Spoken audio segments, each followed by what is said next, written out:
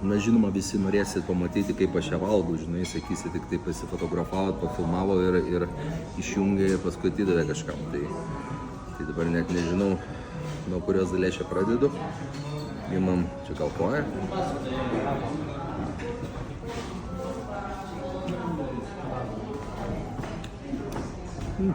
Skani mėsytė.